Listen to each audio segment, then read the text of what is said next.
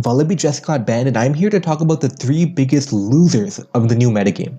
And as always, make sure to smash that like button as it really helps out the channel. And without further ado, let's start. First up, we have Porygon. And Porygon and Vullaby had a lot of good offensive synergy. And what I mean by that is the Pokemon that checked Porygon also checked Vullaby. So for example, Onix and Ponyard, they would check Vullaby. So they would come in to check Vullaby, and they would end up getting knocked off. This made it much easier for Porygon to sweep late game, because all its checks ended up getting knocked off, or U-turned on, or whittled down. So Porygon and Vullaby formed a very natural offensive pair, and probably Porygon plus Vullaby was the best offensive pair in Little Cup at the time, right? So it was very dynamic, it was very attacking. Obviously, when Porygon loses that offensive partner, its viability is going to drop, but it gets even worse for Porygon. So if you think about what makes Porygon good, what made Porygon good was its ability to spam Tri-Attack. Because if you look at your normal resists, right? You look at Onix, for example. Onix has a very low special defense, only 45. Similarly, when you look at Ponyard, it also has a very low special defense, only 40.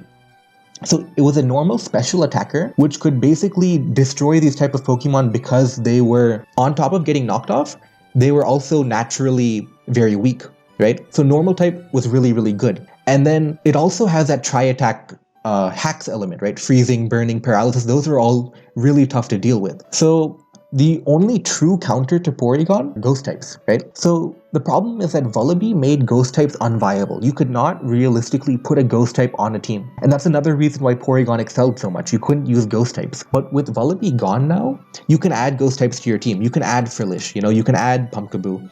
You can even add Synestia if you want. Synestia is actually pretty underrated right now, but you can even add Synestia if you want. So you have all these options now, and Porygon isn't what it once was, because now you have to deal with, not only do you have to deal with Vullaby not breaking down your Onix and Ponyard type things, you also have to deal with the fact that, there are going to be more ghost types. So it's gone to the point where I would not use Choice Scarf Porygon at all. Like, I don't think it's good anymore. Because on top of all these other reasons, we actually also have Mudbray, which is really good now. And people are running Choice Scarf Mudbray. And Choice Scarf Mudbray actually outspeeds Porygon. And in addition to that, Dragon Dance Scraggy also outspeeds Porygon. So Porygon is a very slow Scarfer, right? And before you would trade off speed for power. But now your power isn't even that good, because you have to deal with ghost types too. So I wouldn't recommend Choice Scarf Ponyard, Choice Scarf Porygon. If you had to use Porygon, I think I would try and run a set with Agility. Agility is pretty good, and it lets you switch up moves. So if you do fight that Frillish, you can use Thunderbolt, for example. So I would not use Choice Scarf Porygon anymore, and its viability has gone down, but it's not the end of the world, and you can probably get away with something like Agility, Thunder Attack, Tri-Attack, maybe even Psychic, for example. A lot of options really, but it's definitely lost its viability. And up next, we actually have Onix. And Onix was a little predictable if you've been following Little Cup. And the thing about Onix is its main job was to check Vullaby. But if you look at what else Onix does, its stats aren't really that good. You have a really strong defense, and you have really good speed, but everything else is pretty mediocre. So Onix's main job was to beat Vullaby, but without Vullaby in the tier, it becomes a bit harder to justify using Onix, right? So the main question is, why would you use Onix instead of Mudbray? If you compare Onix to Mudbray, Mudbray has a much higher attack stat, it has better all-around bulk, and its ability stamina is pretty good. So you have to justify using Onix over Mudbray. And before, you had that rock typing to justify it, but now it's less clear why you would use Onix, right? So one example of where you would use Onix is if you want a offensive Stealth Rocker, right? So Onix with Stealth Rock and Explosion is a pretty good set because you can actually explode on something trying to rapid spin. So what you can do is you can take an attack, for example, you take an attack using your large defense, you Stealth Rock, and then you use Explosion on, for example, Staryu trying to rapid spin, right? So Onix is good in a very limited role, but the main problem is that you have to justify using it over Mudbray, and in most situations you just can't do that. There's no reason to use Onix instead of Mudbray. And Onix does have some interesting tricks, so it's not completely unviable, right? So it has Dragon Dance, which is interesting, and it has Head Smash. So you can use Head Smash with Rock Head, But the main problem with this set is that it's weak to Grookey.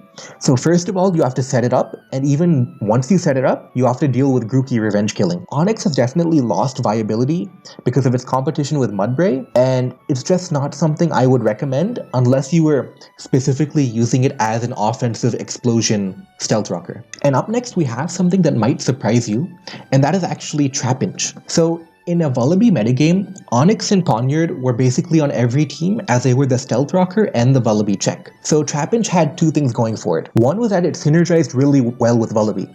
Its plan was simple. All it needs to do is remove the Vullaby checks. And two, because Onix and Poniard were basically on every team, Trapinch was guaranteed to trap at least one Pokemon. It was never going to be dead weight. So you were basically always going to fight either an Onix or a Poniard, and you could trap that. But what's happened is that the metagame has shifted, and in particular, the Stealth Rockers people are using has shifted. So you still have Onix and Poniard, but you also have Ferroseed, you also have Mudbray, you also have Dwebble, you even have some Omanite, and Trapinch cannot trap all of those.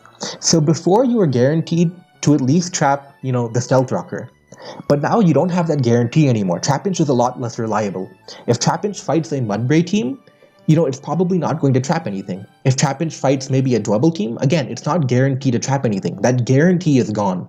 And that's what's so big about Trapinch losing its viability. Its guarantee is gone. And if you think about, okay, what if I use Trapinch as a generic trapper? I don't need to have a plan. I can just use it to trap anything. In that case, you would probably want to use Diglett, because Diglett's speed makes it much better at that purpose. So, for example, if you fight a Mianfu that gets low on health, Diglett can outspeed and trap with its huge speed stat, right? But Trapinch is too slow to do that. So if you want a generic trapper, you would just go with Diglett. There isn't really a reason to use Trapinch. But I will say that there is one reason to use Trapinch, and that's because of a move called First Impression. So if you watched my previous videos, you know Pokemon like Grookey are going to be really, really good right now. So Trapinch with First Impression can hit Grookey. But again, it suffers from the same problem of reliability. If Grookey ends up becoming really, really popular, Trapinch will start using First Impression too, right? But in response to First Impression, Grookey can also start running Protect. And that's a big deal. And it's a big deal because to get Trapinch in on Grookey, you probably have to sack a Pokemon. So you sack a Pokemon to bring in Trapinch, and then Grookey uses Protect. Not only did you lose one Pokemon, you're about to lose your Trapinch too. So it's a very unreliable position to be using First Impression Trapinch, because if your opponent has Protect on Grookey, you're in a really, really bad spot. So the main issue for Trapinch is it's lost its reliability. It's much more unreliable now compared to Diglett, and because you don't know if your opponent is going to be using Poniard or Onix or Mudbray or Dwebble, Trapinch becomes very unreliable as a trapper. So I would definitely recommend using Diglett instead of Trapinch. And yeah, that's about it. These are the three main Pokemon I think are the biggest losers, and comment down below what you think the biggest losers were. Let me know if I missed anything. Thank you.